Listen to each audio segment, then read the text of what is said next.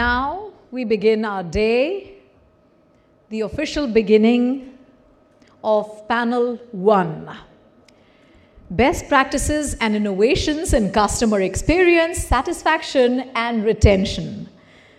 Ladies and gentlemen, this is the first Power Panel discussion on 2023 Power Panel 1. And I would like to introduce our panelists. Please welcome Mr. S. Muralidharan, Chairman, Mobility Aftermarket, Session Chair. Sir, can I have you on stage? Welcome. Mr. Muralidharan has started aftermarket operations in Bosch India as Regional President. He was Executive Director at Frost & Sullivan and on the Board of Directors at Mann-Hummel Bosch Limited. A strong aftermarket professional, Mr. Muralidharan has been actively involved in the growth and expansion of professional bodies like CII, ACMA and IVASS, a mentor of pan-IIT startups. He was recently inducted into the Hall of Fame at World Auto Forum. Sir, it's a pleasure to have you here. May I have a bigger round of applause? This is your fraternity. The synergy should not sink. Next, I would like to call on stage Mr. Pankaj Narula, former ED, Maruti Suzuki India. Welcome, sir. A graduate in physics from Delhi University and an engineering graduate from King's College, University of London, Mr. Narula has been associated with reputed organizations like British Aircraft Corporation, Schlumberger, Thorn EMI, British Leyland, Austin Morris Limited and Maruti Suzuki India. Chairman Service Head Group Committee of SIAM and Institute Management Committee IMC ITI PUSA, his vision of creating devoted customers resulted in MSIL being awarded the prestigious JD Power Award for Best in Customer Satisfaction 17 times in a row. Ladies and gentlemen, he deserves a bigger round of applause than this. Next, I would like to invite on stage Miss Charu Kaushal. Can I have the lady here? Welcome, ma'am. She's all smiles. She is CEO Allianz Partners India. She's a seasoned business leader with experience in banking and financial services, insurance and retail. In her 22 years of work experience, she has held leadership roles for 10 years with P&L accountability. She has expertise in business scale-up, distribution setup and management, business development, building strong and sustainable customer value proposition, portfolio management, and handling large teams. She is a people's person and leads from the front. She brings with her the leadership skills, experience, and strategic vision needed to drive the growth and satisfaction of our business in India. Definitely, she's a people's person. All smiles, please welcome this young lady. Ladies and gentlemen, it's time to welcome Dr. Dinesh Bhasin. Sir, can I have you here on stage? Welcome, sir. He's a former after-sales service head, Tata Motors, PVBU. He has the distinction of launching the Tata Motors service brand with a host of service offerings in 2013. Under his leadership, the company made giant strides, moving up the rank from number 7 in 2011 to number 2 in 2017. In the Customer Service Index CSI survey by JD Power Singapore. In a career spanning over 35 years, he held a number of senior positions with companies like Maruti Suzuki, Bajaj Auto, Hyundai and Toyota. An MBA in marketing from Faculty of Management Studies, University of Delhi, he has been awarded the Fellowship of the International Motor Institute, UK. His interests include traveling, reading and motor sports. We welcome you, sir.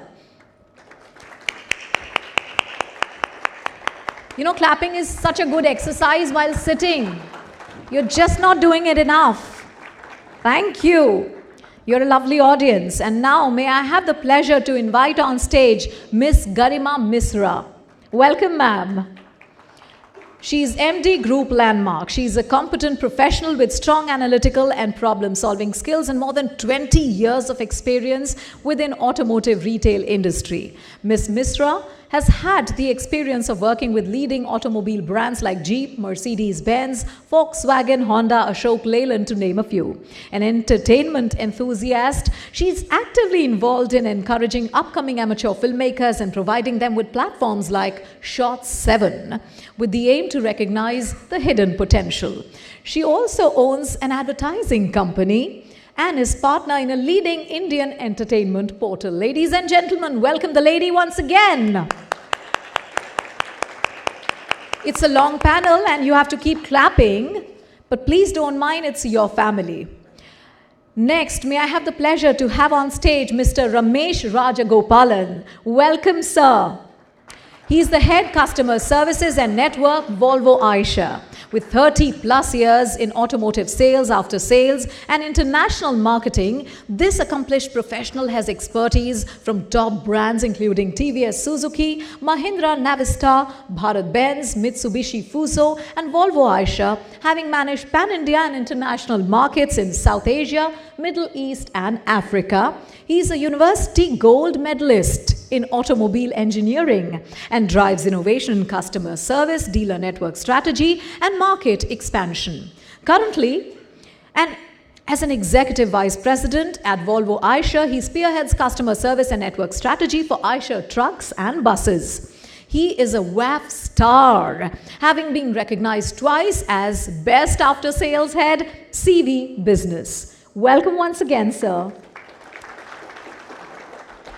Next, I would like to call on stage Mr. Anuj Tyagi, National Head After Sales, Ford India. Welcome, sir.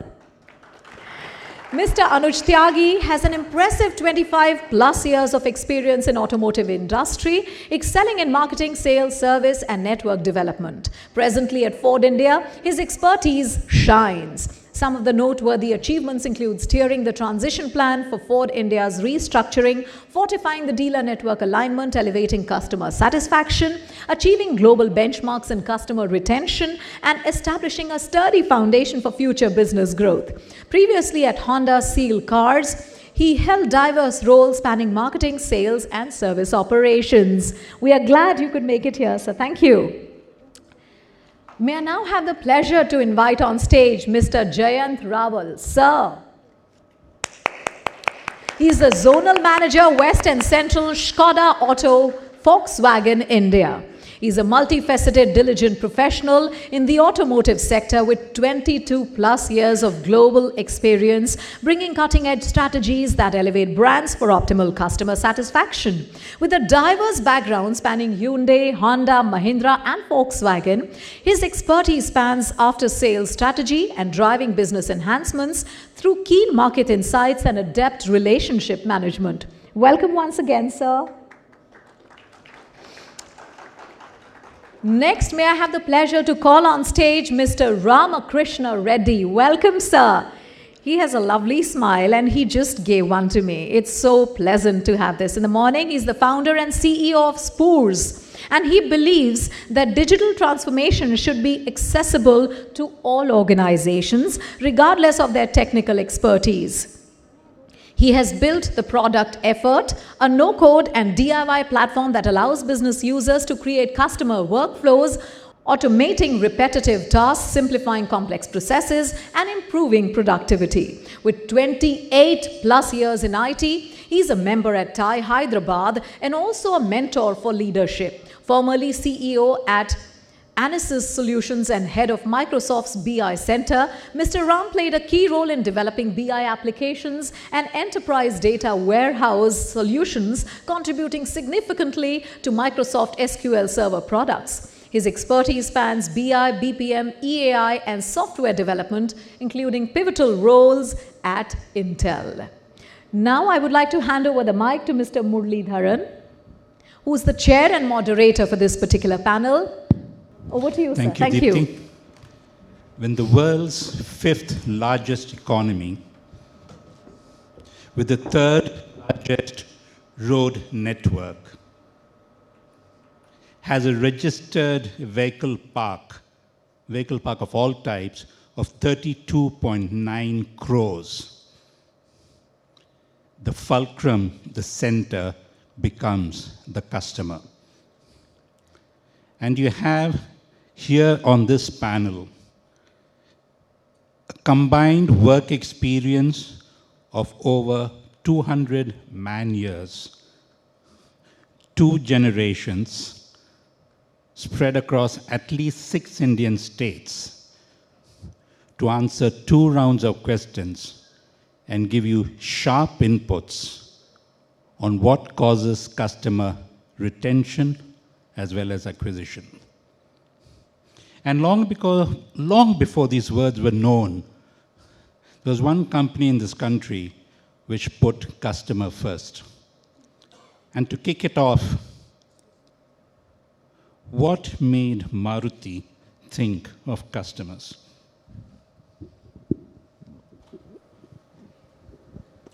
Thanks, Murali.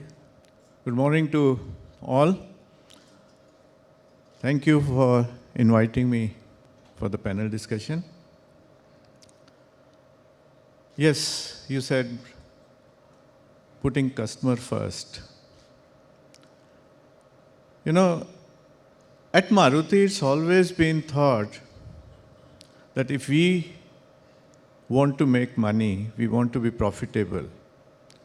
And I wouldn't say it's only for Maruti, but maybe Maruti started thinking about it first. To be profitable, we need strong dealers. So we need to have people who can take care of the customers. Now, for the dealership to survive, for dealership to grow, for dealership to profit, and to have money to keep expanding, you need funds. And funds come from customers. So you need customers coming in, you need customer retention. And customer retention doesn't come on its own. It's helped by customer satisfaction or customer delight, as it is called in other words. Maruti has been working on it from the beginning itself. Now, the tagline today for this panel discussion is customer retention, customer satisfaction, and going back to the basics. Now, when we look at the basics, what do we need for customer retention? We need to have strong customer satisfaction. And how do we say we have satisfied customers? You know, what they say is, if you can't measure, you can't improve. So you need to measure customer satisfaction. You need to have systems to measure customer satisfaction. And that comes by having strong system for getting feedback. Feedback, normal, traditional methods of emails. After email, have feedback through the telephonic conversation. And also these days, social media is very, very strong. So you need to track all these channels of feedback and compile the information which is coming in. Now, compiling only is not enough. You need to analyze it, find out what is right, what is wrong, do it dealer-wise, parameter-wise. Which are the areas where each dealer is not doing well, where the dealer is not coming up to the expectation of the customer. Once you have identified those areas, now I'm just talking about the basics. Whatever is required for customer satisfaction, identify the areas where the dealer needs to improve, you need to start working on it. And once you work on it, you need to keep improving upon it, keep measuring on it. So this is, I would say that measuring customer satisfaction, identifying the core areas of improvement, taking the countermeasure on these are the areas, if we keep working, we definitely will be able to get the customer satisfaction. And that is the area, that is the philosophy which Maruti adopted. Am I good enough in explaining that? As usual, you are excellent in explaining basics. Process is the key. But customer satisfaction is something like running on a treadmill. You have to keep running to be in the same place. And the journey of service, delight, written in a book by a doctorate. Your thoughts, Bhasin? Thank you, Murli. The biggest challenge in such, thanks for inviting me over to the panel. The biggest challenge for such discussions, according to me, is to manage time. They have given just 2 minutes to everybody. How can we explain such a big question? But then that's the important point also. So I'll try to be very, very brief and to the point. So you spoke about customer satisfaction and customer delight. May I give a radically different suggestion here, which I wrote in my thesis also. And I firmly believe now, honestly speaking, and we are a mass car producing nation. You just mentioned the numbers also. Where is the question of delight? Let the delight factor be left to the Maseratis or those Rolls-Royce and other thing. We are all, on the other, some of them may be here also, some of them, or with the allied industries. I believe more in customer satisfaction. Honestly speaking, I don't believe, I've changed my thoughts. When I was working, thoughts were different, but now my thoughts are different. I don't believe in customer delight anymore.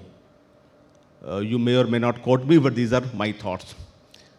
Let me give 1 or 2 examples, and then I'll hand over the mic. Number 1 example is a basic, and then we are talking about the basics as mentioned here.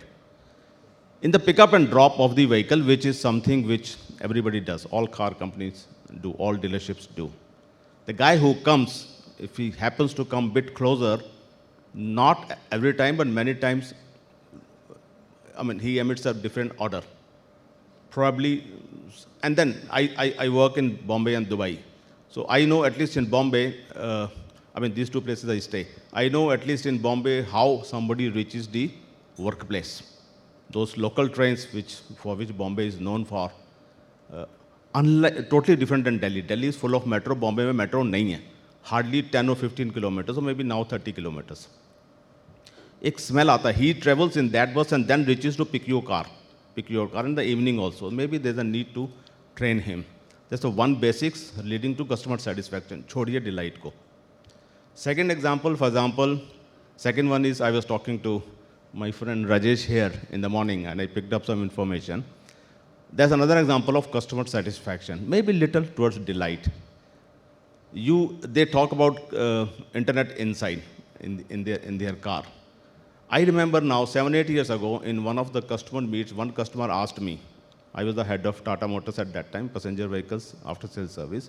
Sir, when we get messages on my phone for any upgrade, why can't you send something to me so that I don't have to bring the car inside to the workshop for the upgrades?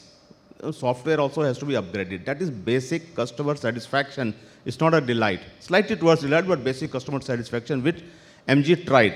I wondered that question was asked 7-8 years ago. At least I could not do it in Tata Motors. They may be trying it, but I don't remember any other Indian company doing it. So earlier example and this example, and then there are many more also. I believe training is the requirement. Train, retrain, train, retrain. And this is my suggestion, at least to the dealership groups also. That should help, and sir will probably leave customer delight for the next session next year. That's a very nice way to end. But the key point is satisfaction is at the ground.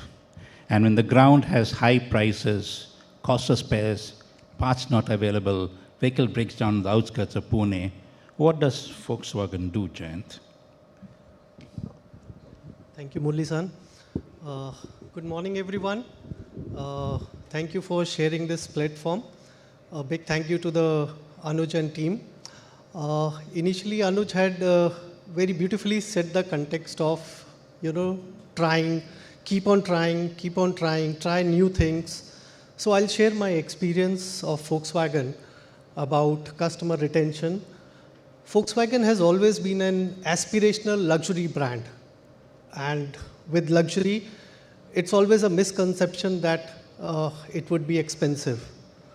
So we had our share of learning when we had our mass volume products, which were the Polo, Vento, and Emio. So we used to struggle a lot with this perception of customers of being expensive. So we were really struggling to have a big customer retention. And before we came to the launch of our new products, so we thought that why not have some go to the customer, listen what he wants, just like, going back to the basics. We heard the customer. We understood that what customer needed to be retained in a workshop. So we did a lot of efforts in that area. Primarily, they were divided into two parts. The first were, of course, from the engineering and the design per se, that we normally had to replace aggregates. We came up with the concept of child parts, so that helped us to reduce the total cost of ownership for the customer. Another one which I like to highlight prominently from after sales and workshop perspective was a lot of host of customer value propositions we had brought.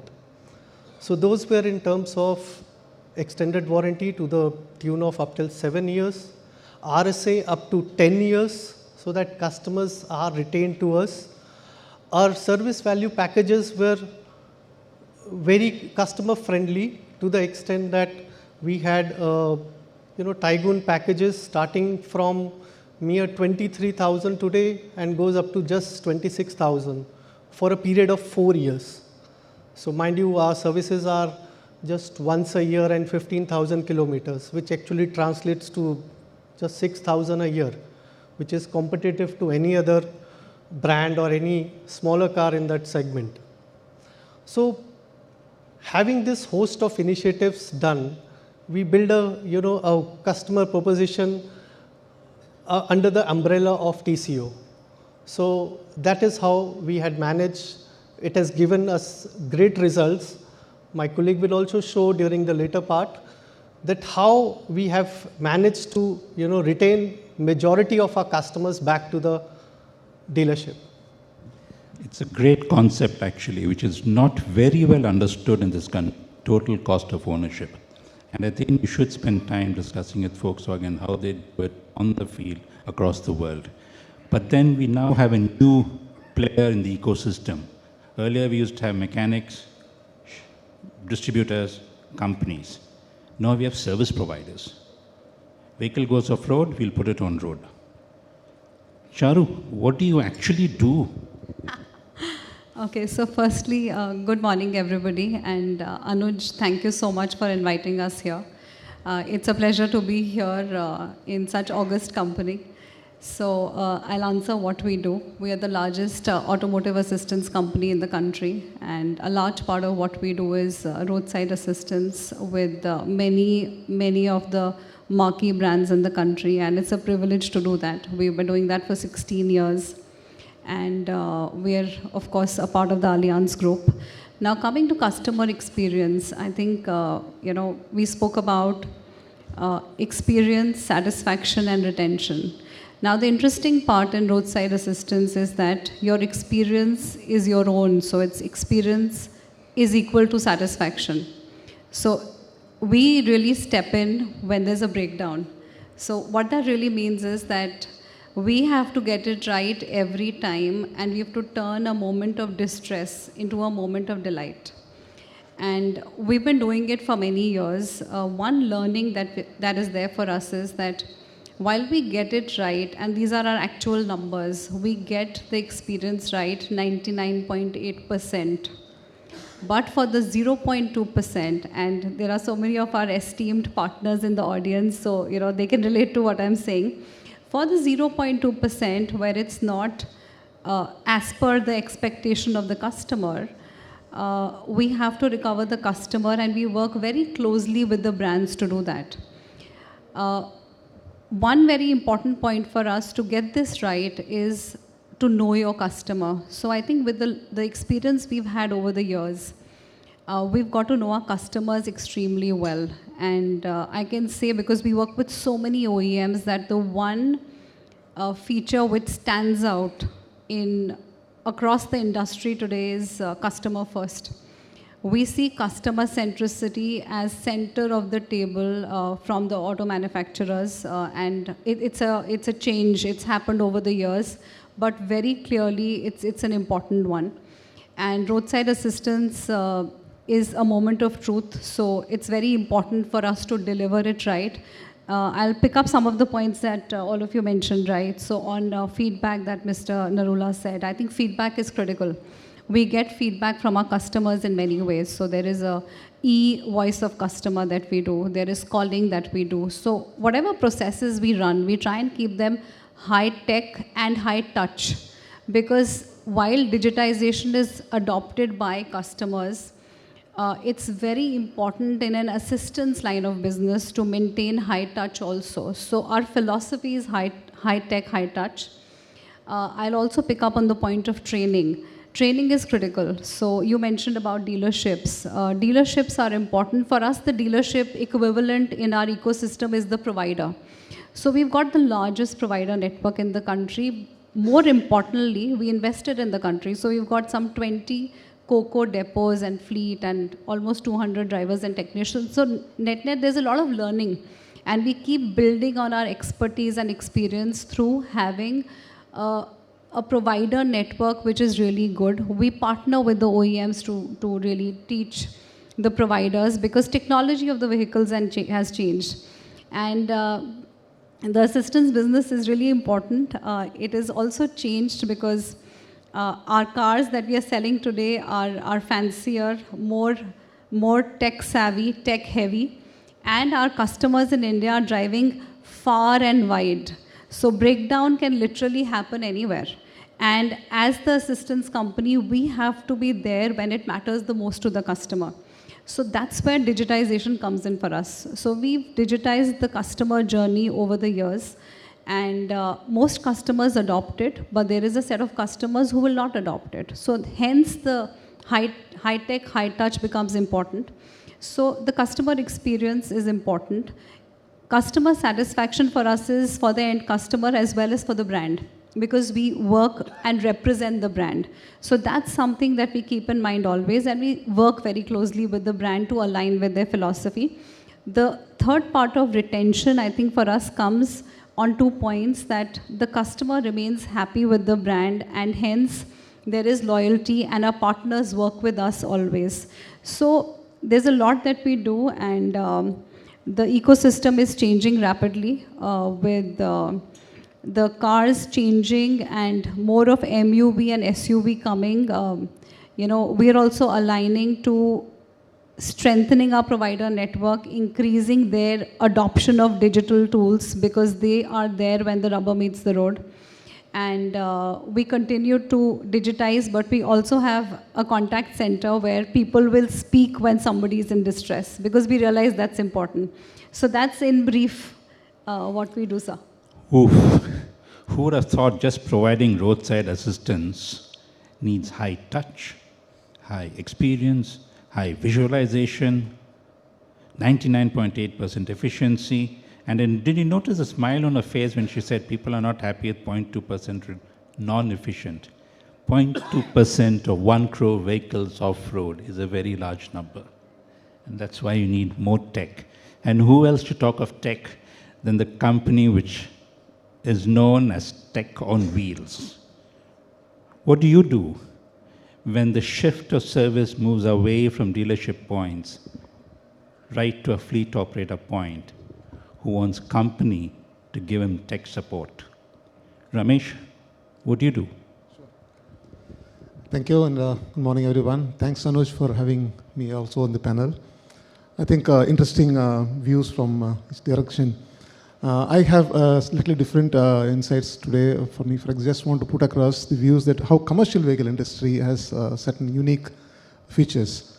Its first thing is a service-intensive product. Whether we like it or not, the truck comes back to you every time for service. It needs an attention which is scheduled, And more than ever, it's always unscheduled, which is always baffling the industry. And with BS6, we talked about some time back also. The BS6 technology is evolving very fast for us. And BS4 happened transition, and BS6 was even faster. And here we don't longer talk about customers. We are talking of stakeholders, because for us, it starts with, of course, our own, the wholesale team, the OEM teams. And then we have the dealer network, of course. And then the customers, we have the customers of fleet operators, largely from single truck owner to multi-fleet operator. And then we have, in the dealerships, we have technicians and service teams. And at the customer side, we have customer fleet maintenance. They have many of the big fleets have their own maintenance teams. And then they have the bodybuilders and associated people there. And the drivers becomes another significant stakeholder. Whichever best product you make at the hands of the drivers, it's going to be very different. And unless you train them or you educate them. So we have broken down largely in the last 4 years, especially I will take BS6 as a departure point. And we see it coming in terms of technology, the electronics, or the number of ECUs, the diagnostic systems. This was about to be coming up as a major challenges. While as OEMs, we were struggling to grapple with the technology transition, absolutely new ones. SCR, there's a chemical factory attached to our engine exhaust system. Just because we have to manage emissions, there is SCR, EGR, DPF, all kind of abbreviations, we can talk about it. And that gives a complication in terms of educating the drivers in the first place, bodybuilders not to mess up with the wiring harnesses there, dealer technicians have to be upgraded. So we kind of very cognizant of the fact, and we set up a kind of uptime management center, uptime center as we call it today.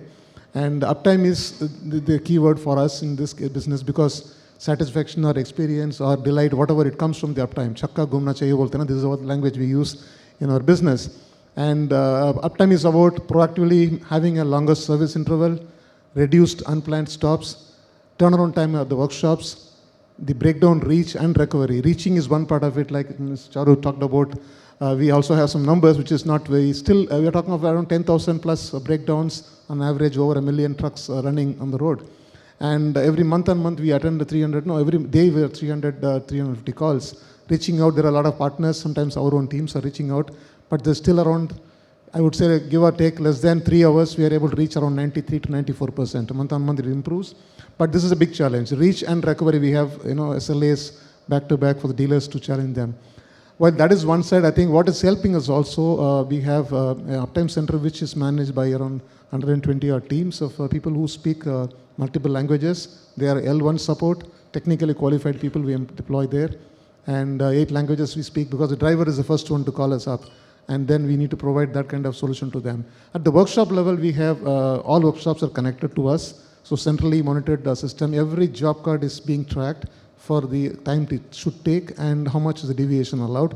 Repair quality, we have to be monitoring that, because just as we talked about efficiency rate, we're talking of 0.8%, 0.7% of a repeat job. For the same job, vehicle should not come back to the workshop within 3 months or 15,000 kilometers. And that being a challenge, the competency development would be the major topic there. And we are wiring it ourselves in the way that we are able to proactively support the customers. So it's about proactiveness, predictive, whatever you can do beforehand of failure. That is what is going to help in our business. Thank you. 1 million vehicles, few hundred added every day, settled 93, 94% in a few hours. Few hours? 0.1% repeat jobs, all tech, all connected centrally, service dealers connected centrally to headquarters. So पीछे वाले highway वाले बोलेंगे, अरे हमारा धंधा है कहाँ? ये सर्विस है कहाँ? But there are people who grow, and they seem to grow despite the winter of content or discontent. What do you do, Garima, that you keep growing? Good morning, everyone. Thank you so much, IVASS, for having me here. We do a lot. It's not easy. So, I'll give a different perspective on this. People feel that retention, satisfaction, and viability are all related. For me, they are like 3 balls that we have to juggle at the same time. It's not so easy. Unfortunately, we are not as lucky as this Holiday Inn, where a customer, if he likes your cup of tea, he will keep paying you 200 rupees and keep coming back to you. For us, we have to see, the customers has a choice, especially after his warranty is over, He will look at other options. It is not necessary that he came for his last service, he will come back to you for the next service. We have to work very hard to retain that customer back. The customer becomes very cost conscious once his warranty is over. We have to engage into multiple activities. We have to have the customer continuously engaged. We have to give him value for money, for him to come back to us. So managing all of that and giving him a value-added product while maintaining the viability, while maintaining his expectation becomes very, very difficult. It's not easy, but once you put your mind to it, once you put your efforts to it, it can happen. I'm very happy to say that my current retention of 7-year plus for the group is close to 80%. It's not come easy. We have contact centers, 250 people employed at these contact centers, which are continuously calling our customers.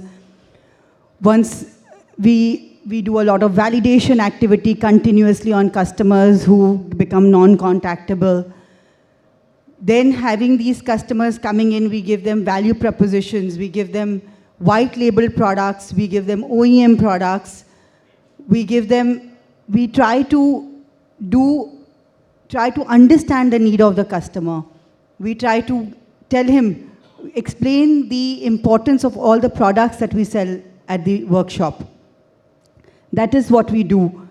And that is how we try to retain our customers. There are times when the customer does not feel the need to come to the workshop. We have to give him at-home service. So for example, in Volkswagen, we have deployed mobility vans, mobility cars, where we go to the customer houses and give him service at home. These are the kind of things that we have to do to ensure that the customer stays with us for as long as he keeps the car with him. Value for money, service in the doorstep. We have people across the board. We have retention of 8% after 7 years of service. And above all, we have a platform. I was born in an era when platform means railway platforms. When the man who's going to say next will say that platforms mean something else. Platform means something tech and you're going to connect everything. Yes, Ram? Yep. All right, so hello everyone, my name is Ram. I'm really glad to be part of this esteemed panel. Okay, so let me give you a story. One of our customer, I just found out from my team that we've signed an NDA, so we're not supposed to take the name. But let me say this is the largest car manufacturer in India. They used to, and they take customer retention and service very seriously. And why we know this, because they were using an existing platform for their roadside assistance. And it wasn't working well. One of the reason is they promised customer that assistance will reach them within 40 to 50 minutes, no matter where they are in India. And that was the promise they did. And somehow it wasn't working. So they came to us with a challenge saying, hey, you know, we wanted to use a platform. First challenge is we want this to be ready in a month to 6 weeks. I said, okay, great. The second challenge they said is we want across India, we want a service agent should reach customer in 40 minutes sharp. Third challenge they said is we don't want to tell customer which channel he needs to reach us. Now, he could reach us in a channel where he is comfortable with. Now, he could click a button on the car, you know, he should get assistance. He should be able to fill a form, or he should call, or anything that way where customer is comfortable we would want to do. And also, we don't want to ask too many questions to customer. Where you are, give me directions and all that kind of stuff. Said with one click, we want to know where they are. The last point they said is we don't want customer to be in the dark and keep calling the customer service saying, hey, you know, where is this agent? The customer should monitor where the agent or where the service technician is, right? So they gave all of this challenge, and all of these challenges they wanted us to do in a month's time. Months to, I think, 4 weeks. We did it in 6 weeks. We're glad we could achieve this. We've been working with them for the last 3 years. Just to give some metrics, this is yesterday's metric. We had 1,276 calls registered only yesterday. And I'm very glad to say that 98% of the calls have met the SLA of reaching in 40 minutes. And 100% of the calls were completed yesterday. So this is the kind of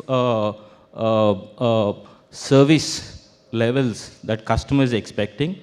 And companies are looking forward to deliver, because the one core objective, like I said, roadside assistance is the the moment of truth, right? Whether your car, doesn't matter whether you've loved the car for the last 5 years, if it breaks down and if you don't get support quickly, then you actually start building a lot of hatred against the brand and the car. So you can't take the risk, right? So this is where I have personally seen how seriously vehicle manufacturers are taking customer retention and servicing and delight as a very, very important factor in monitoring on an everyday basis. So yeah, I mean, that's my input, how technologies can drive in terms of making this whole process efficient.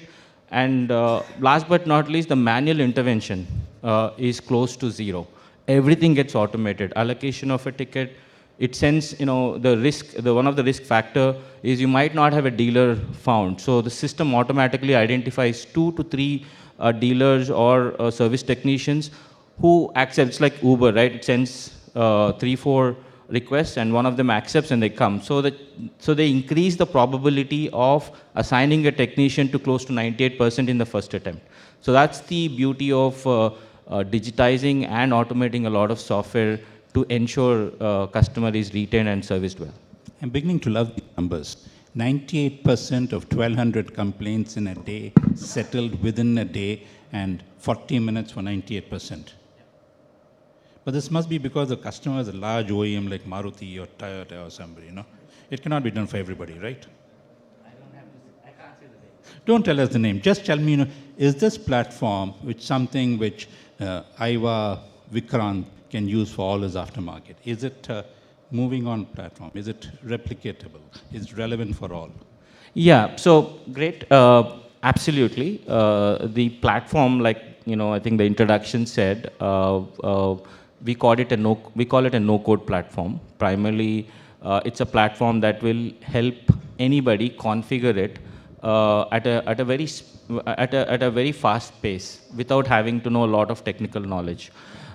So if you see, we've been hearing a lot about no-code platforms, and our platform primarily is a no-code platform where you can configure the processes, you can configure integrations, you can configure a lot of stuff, and you can achieve the results in 4 to 6 weeks based on the complexity of the problem. Sometimes it could take more time. The other important factor that we're talking about is training.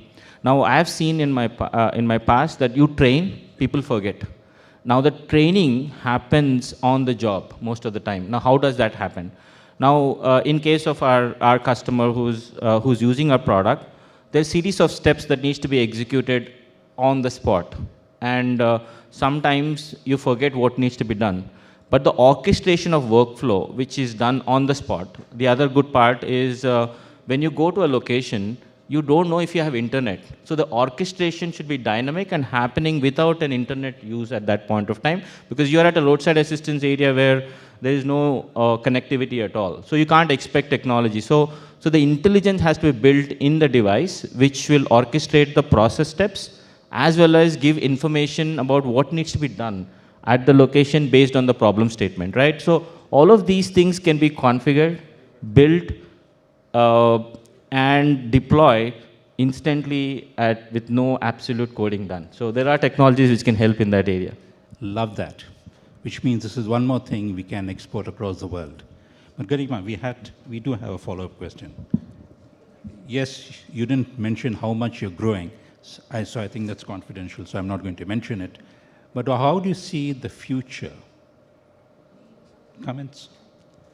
No, so it's not confidential. We talk about the growth figures. Our CAGR for the past 10 years is close to 20% in after sales purely. on the future. Future is going to be very challenging is what I feel. With the manufacturers now opening out parts distribution, most of the manufacturers are opening out parts distribution. A lot of brands are having retention issues because the sales is not commensurating to the numbers as much as expected. I mean, Anuj, this is a little different. I'm talking about my brands, my perspective. So the numbers, if the new car sales will not commensurate, then there is a problem of UIO retention. What is also happening, especially in cities like Delhi, where diesel vehicles are now moving out, how do you then take care of the capacities that have been built up? So there are a lot of challenges.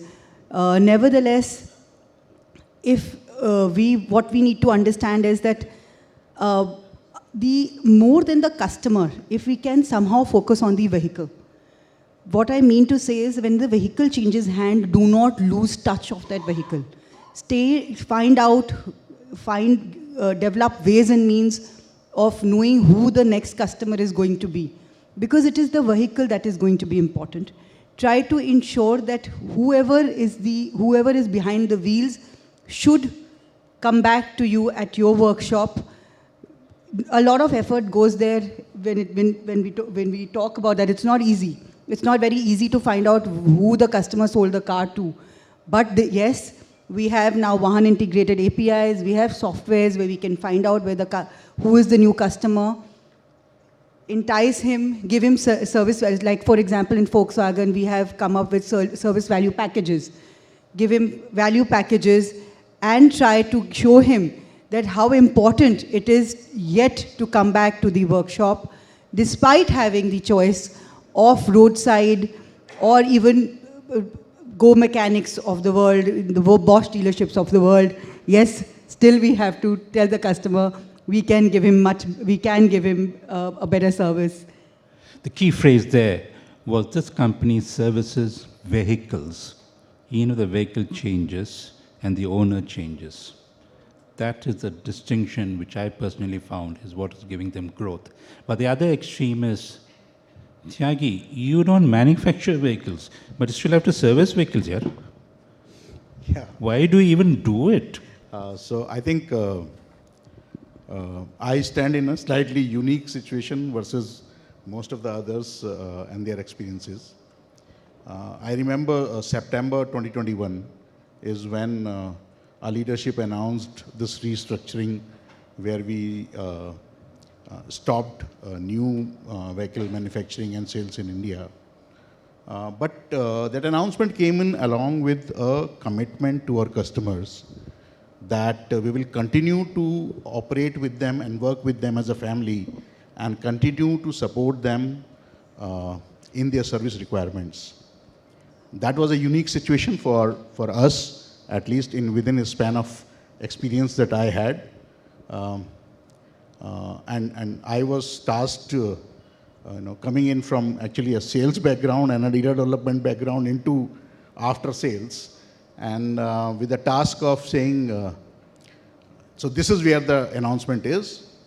Okay, now you need to make sure that you kind of build confidence in the network, whereby eventually you have to deliver a confidence and customer satisfaction for Ford customers in India. So it was quite a unique situation, and post announcement there were obviously apprehensions that the customers had, the dealers had, even our employees had as to what will happen for future. So a lot of commotion, a lot of emotions. We thought through what we need to do under this new challenge that is coming our way. So first thing we did was we engaged and aligned our dealers in terms of convincing them on the future business structure and how it would work in terms of financials for them.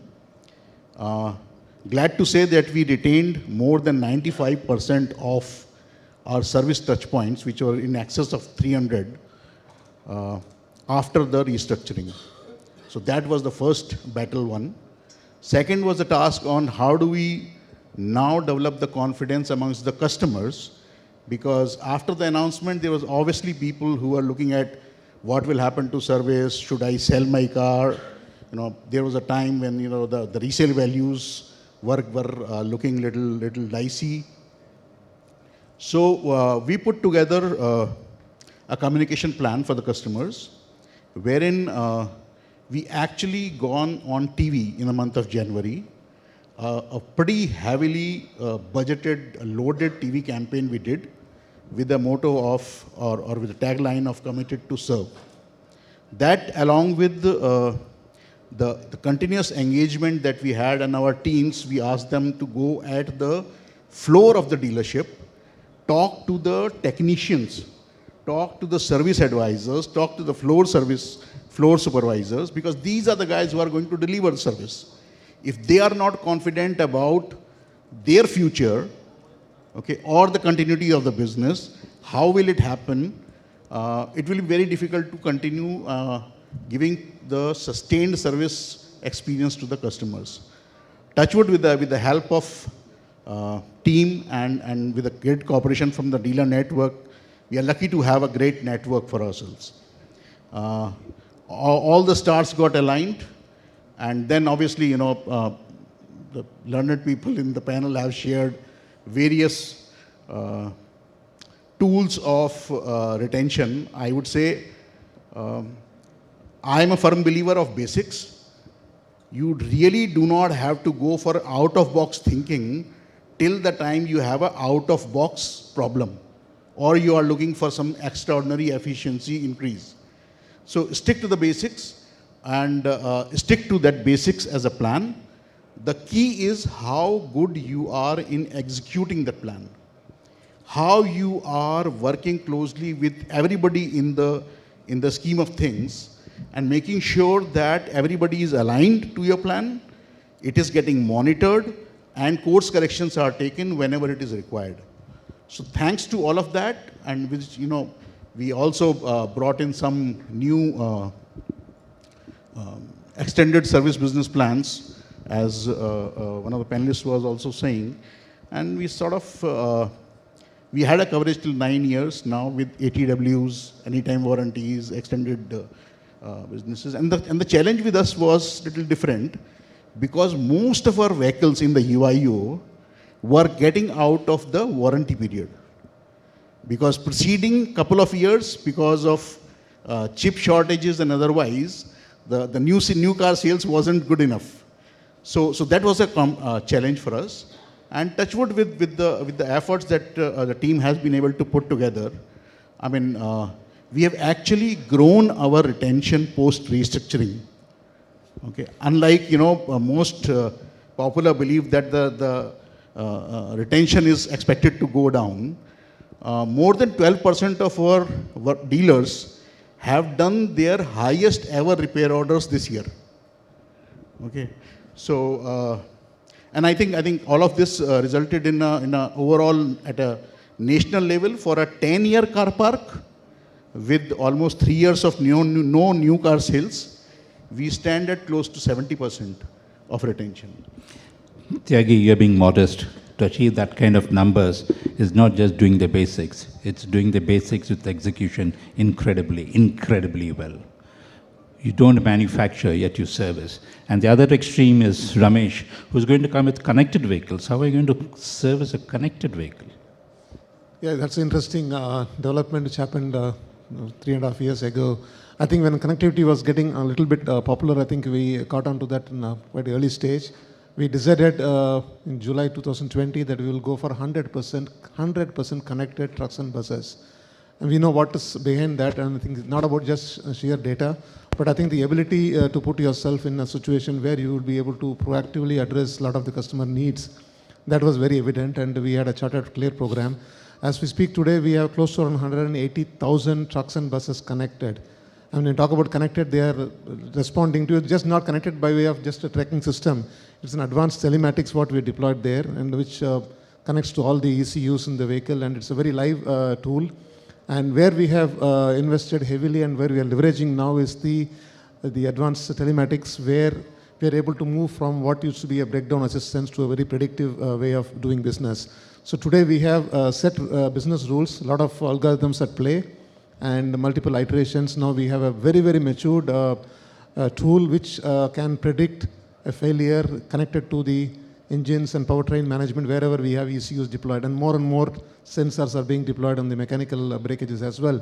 So what is advantage for us today is we are able to have 3 categories of intervention, which we call stop now, and by a combination of error codes and built algorithms around that, we know what can lead to a failure. So there's a stop now category, and second category is something called visit soon. This can run some quality issues on the AdBlue or whatever we use there that can sustain for some longer time, and where we advise the dealers to do. And the third part is do it yourself. A lot of time the operators of transport, the drivers can fix themselves by fixing the level of AdBlues or certain coolant has to be topped up. These are the information which is available. So we make proactive calls to the customers. Of course, the mobile number connection is always a challenge, but we have a hit rate of around 85% of the updated numbers are always connected, and that's one. We have a My Eicher as a live app, which is completely one-stop solution for the customers, riding on the data itself. Every customer has full transparency on all the service history. You can do every transaction with us, including you can buy parts online, booking service appointment. These were the things very passive, but then what they can get is they get alerts and everything in that thing. So with My Eicher, we have a lot of detailed analysis of the driving habits, behavior, and for the fleets, it's always very interesting to do this. I think a couple of more areas which we are working on when the trucks are connected, and I use trucks as generic word, trucks and buses, I always mean that, and where we are able to do a lot of use cases with the data itself available. We talk about 180,000 plus vehicles connected. Today, my network planning is not based on a random requirement from some sales team says, okay, I need a workshop here. No, it doesn't come that way. I have heat maps, region-wise, truck model-wise. We generate reports very clearly. We know exactly which routes the trucks are flying. Where do I keep my float units? Where do I keep my spare parts? And what spare parts should I keep model-wise? It's unbelievable, I can tell you. So it's going all the way to different experiences of customer, and we are always able to be ahead of what customer can think and do. You're not giving different experiences to the customer. You're giving different experiences to old engineers like me. I had struggled understanding what all the words you used. But that is the shape of things to come. And Volkswagen, with personalized vehicles, you're not going to be very different. Just one line about it? In one line? Sure. So at Volkswagen right now, the way forward for Volkswagen is, of course, electrification. We'll take baby steps for that. But you see, a lot of personalization would happen in that field, right? So currently, like, I'll not mention about the digital tools what others are using. We use almost all of them, a host of them. But going forward at Volkswagen, I feel there'll be a lot of personal connect, a personalization that will come with the electrification. So it's not, it would not be, like one size fits all. It would be, a sort of customization with each individual. The type of experience what we need to give him has to be customized. So there was a reason why I said in one sentence, the Volkswagen slogan for electric vehicle is nummer eins, number one. And they said, we want your vehicle, not to be serviced for its lifetime. Buy it, use it, buy it again. Tech, any words on that? So I think, if I touch upon the connected car topic first, I think what we are seeing is that our assistance process has to align with the cars. So over time, what has happened is we've moved to I-call, B-call, and E-call, as we call it. So one is for inquiry, the other is a breakdown call, which is your roadside assistance. And now we do emergency call assistance for multiple OEMs. And I think it really is to provide a holistic peace of mind solution to the customer. So that's one. And I want to come in on what I think Garima said, that whenever we have an assistance case, it's actually the customer who comes before the vehicle. So the idea, and that's where a high touch makes a huge difference, because you have to take care of the customer first. You have to show the right level of empathy and sensitivity in handling the customer, and then you go to the vehicle. And I'll maybe share some numbers here very quickly. We handle a car pool of 5 million. And we do almost 50,000 customer assistances a month. To do that, we have to make 350,000 calls a month.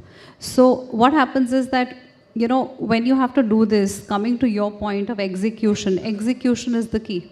And to execute when cars are changing fast, when EVs are being introduced, when all OEMs are very clear that customer centricity is indeed center of the table, we really work very closely with all our partners to ensure we are able to execute.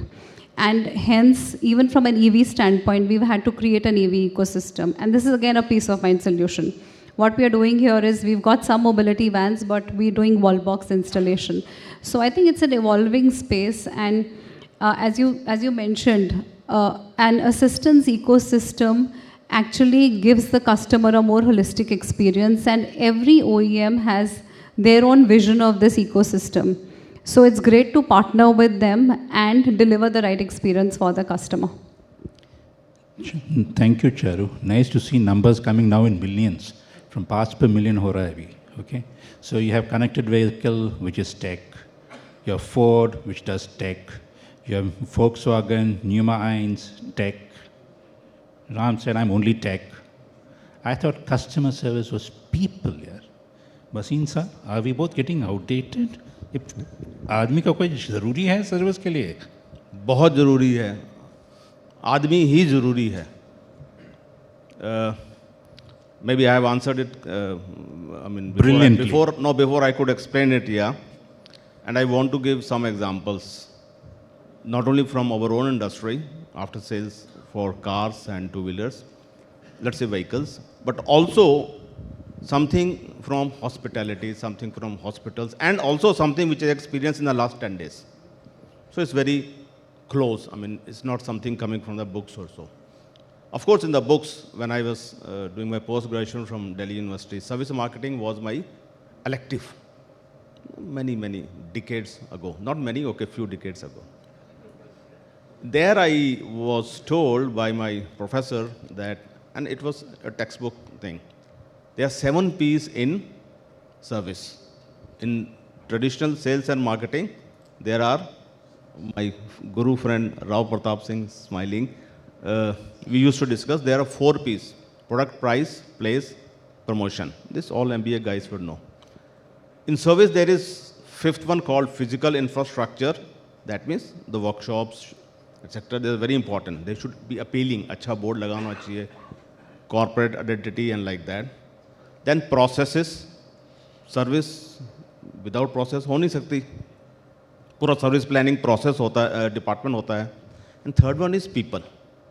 So that's written in the textbook also. Few examples. Yesterday's example, I checked in a hotel next door, 2-3 lanes away. Famous group, one of the, probably the biggest group in the country. So since I was coming from Bombay, मेरे को थोड़ा ठंड ज़्यादा लगता है. So I said, can I have a heater in the room? She said, yes, I'll ask housekeeping to do it. Do you expect that answer or do you expect, sir, I'll get it done for you? आप टाल रहे हो, किसी और को बोल रहे हो. That too and the reception. This is a human aspect. क्या करेगी टेक्नोलॉजी आपकी इसमें? Second example, from hospital. I had my medical checkup 10-15 days ago. तो वो मैंने कहा चलो उम्र हो गया तो हार्ट का अपना चेकअप कराते हैं. हार्ट के 2-3 चेकअप होते हैं. ECG होता है, 2D इको होता है, TMT होता है. 2D इको वाले भाई साहब आए, डॉक्टर साहब. I like a machine, I was lying there, वो पहले आते हैं ना, पहले वो नर्सेज वगैरह आती हैं, उधर लेट जाओ, ऐसा करो वैसा करो. डॉक्टर आया, वो कुछ किया, it did not even say hello. मतलब ऑनेस्टली स्पीकिंग, ठीक है आप डॉक्टर होंगे, बट देन एक तो बनता है ना, hello sir, how are you, how is the day, कैसा. और एक बड़ा hospital, this is in Bombay, very close to my house where I stay. Big group, आजकल बहुत सारे ग्रुप्स इस ट्रीटमेंट में भी आ गए. ह्यूमन टच क्या करेगा, 2D टेक्नोलॉजी इसमें, 2D इको टेक्नोलॉजी इसमें.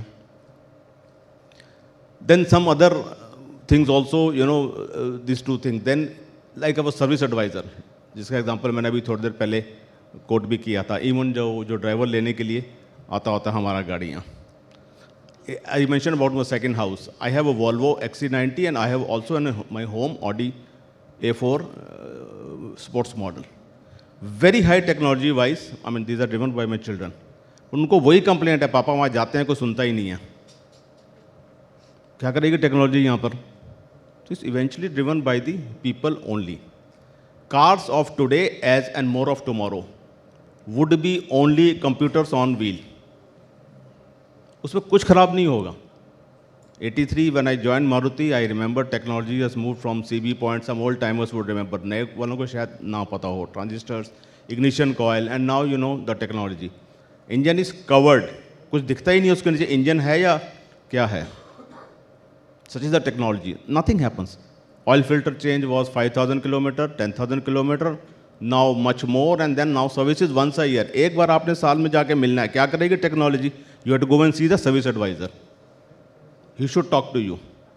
In my opinion, that is the main thing. I'll just take half a minute more.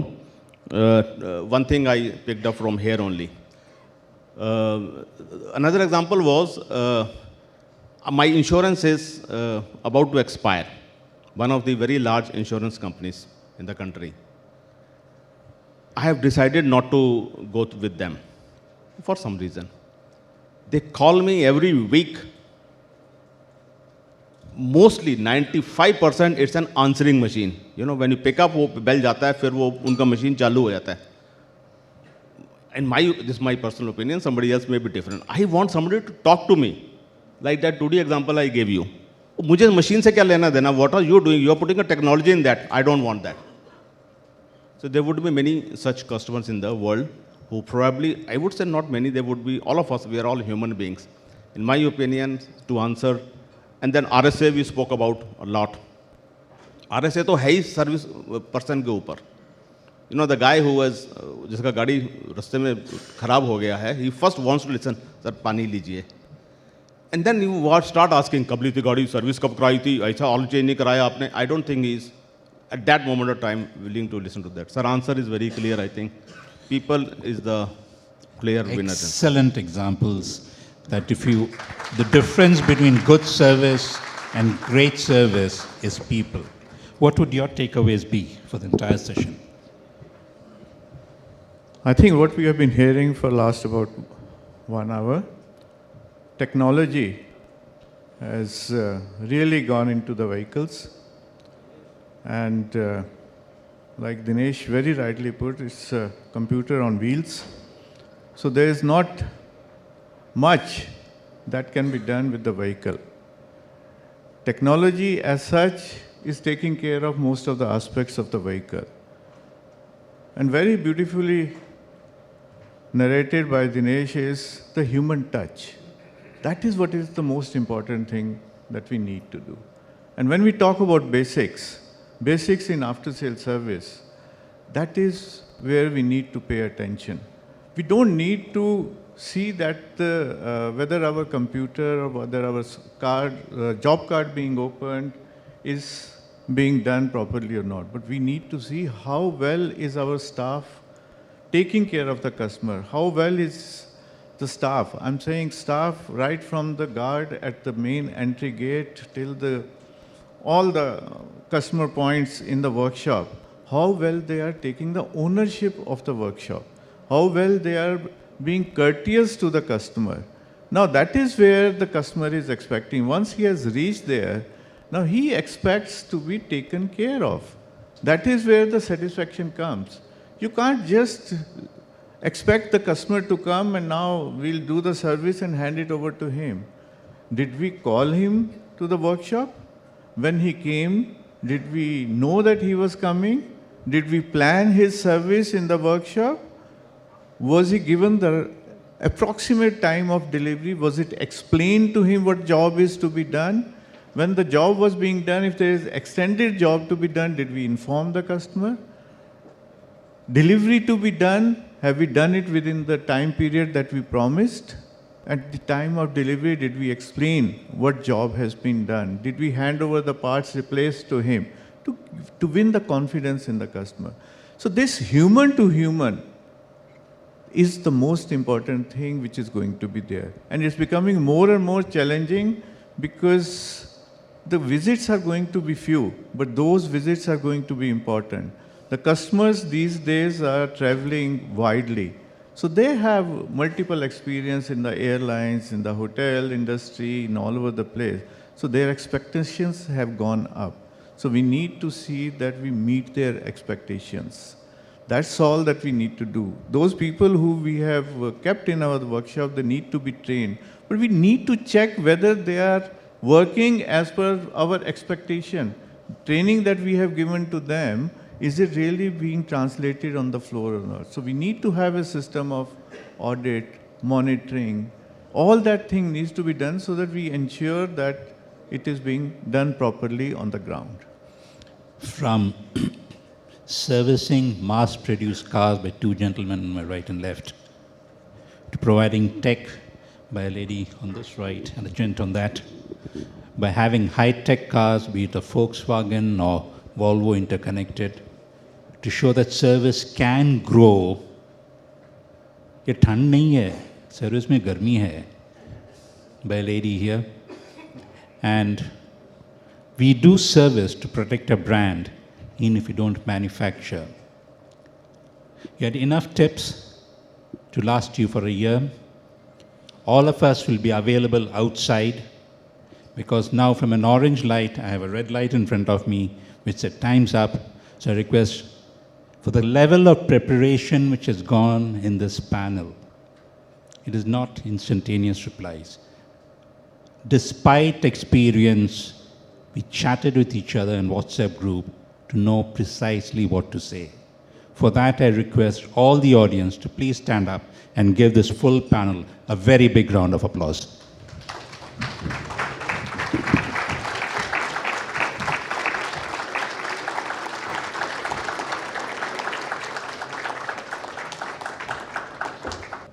If anyone has to ask any questions, they are most free.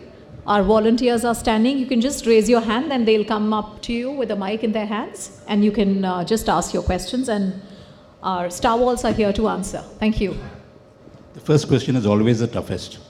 क्योंकि लखनऊ आदत है पहले आप वो तो होगा ही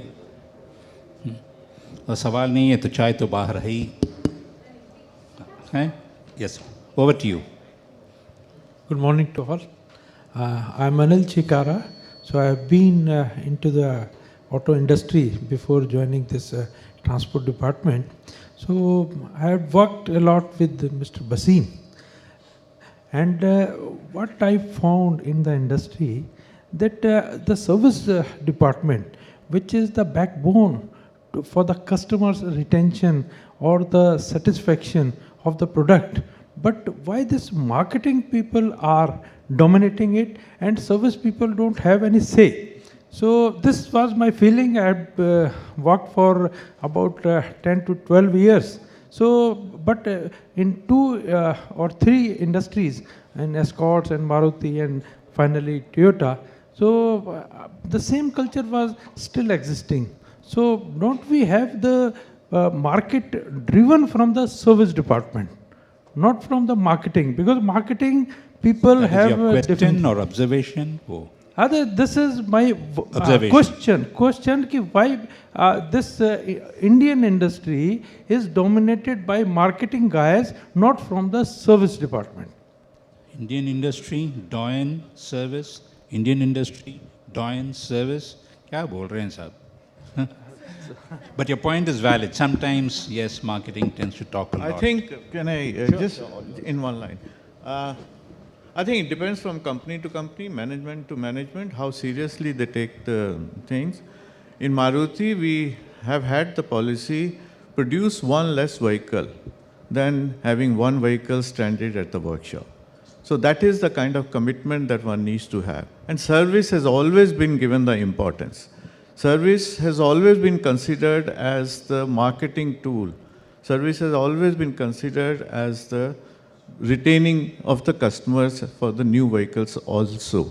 So I would say if you are able to keep the customer happy during the servicing period, customer will come back and they will buy your vehicle, no matter how difficult or how different the technology is going to be there.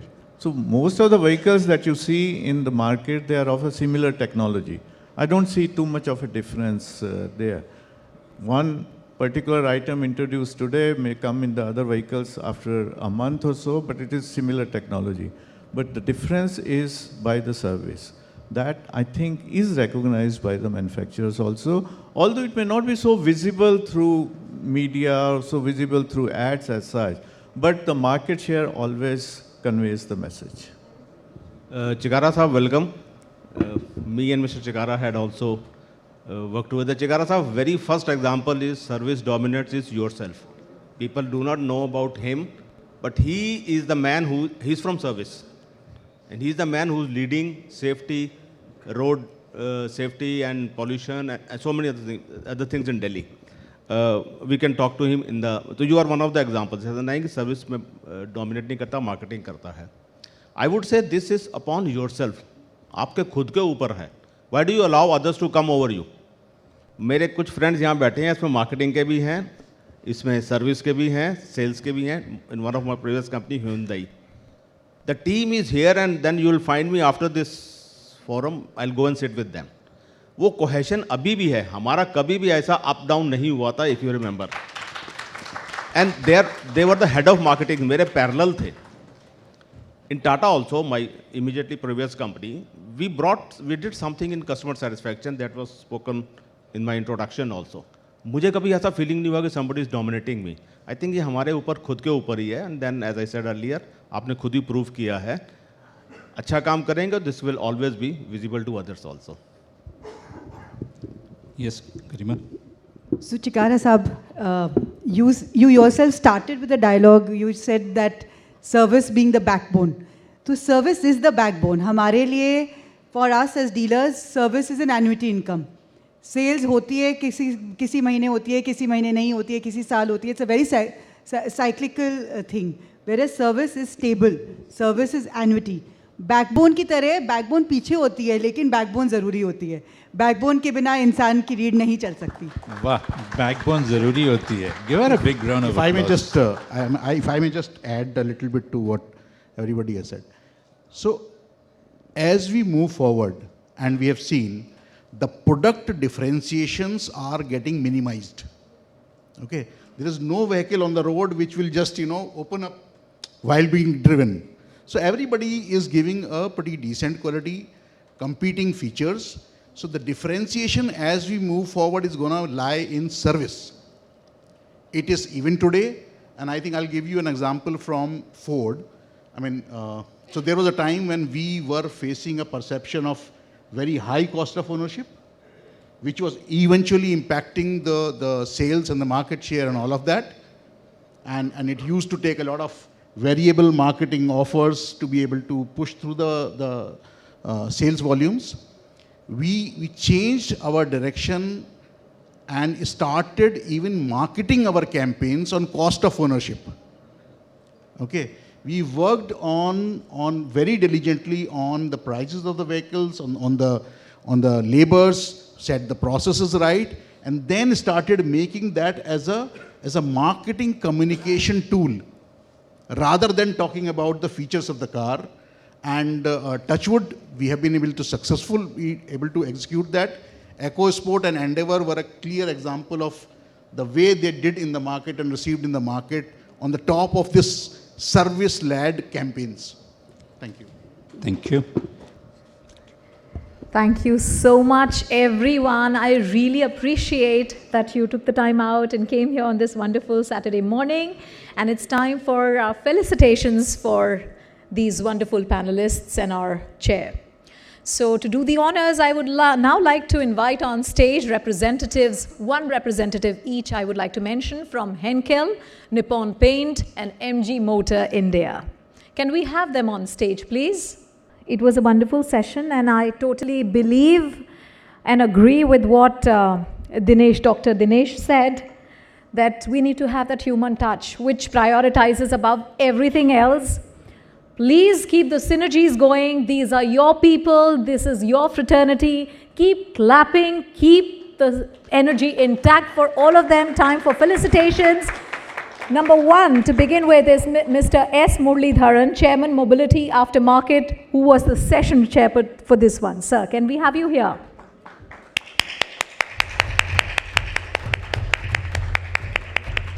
Lesser human touch. I want a bigger human touch, ladies and gentlemen.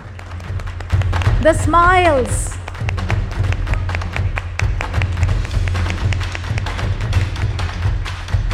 Wow.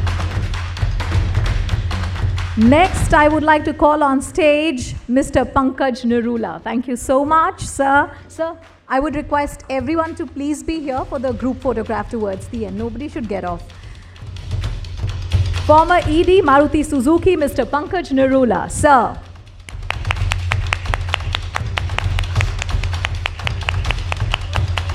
The smiles are there, but the claps are not there. More human touch, guys. Wonderful. Thank you. Next, I would like to call on stage Ms. Charu Kaushal, CEO, Allianz Partners India. Ma'am, she already has such a wonderful smile. And it should be reciprocated well with more smiles and more claps, ladies and gentlemen. Wonderful. Thank you so much, ma'am. Next, I would like to call on stage Dr. Dinesh Bhasin, former after-sales service head, Tata Motors, PVBU. Sir.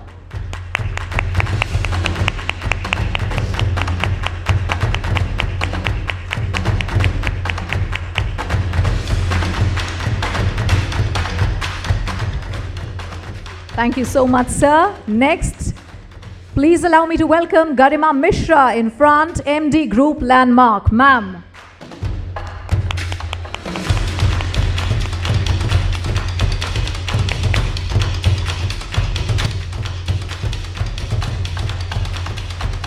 Wonderful. Ladies and gentlemen, next, please allow me to bring before you once again Mr. Ramesh Rajagopalan, Head Customer Services and Network, Volvo Eicher CV.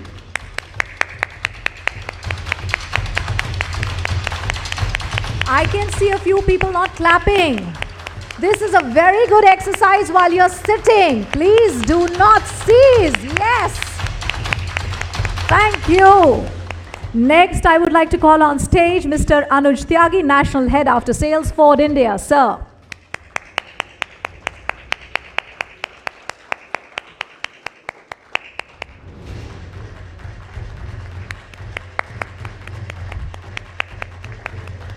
Thank you so much, sir.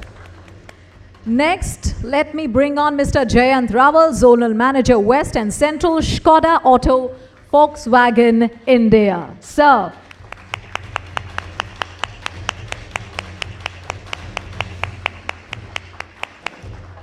Smiles and claps. If you're happy and you know it, please show it. Thank you. Next, let me give you Mr. Ramakrishna Reddy, CEO and founder, Spoors.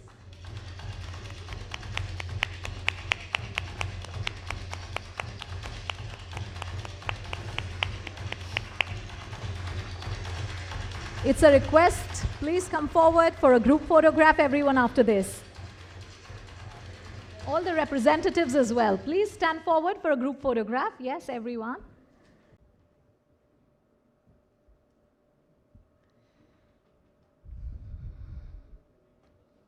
What a wonderful sight. It deserves some love.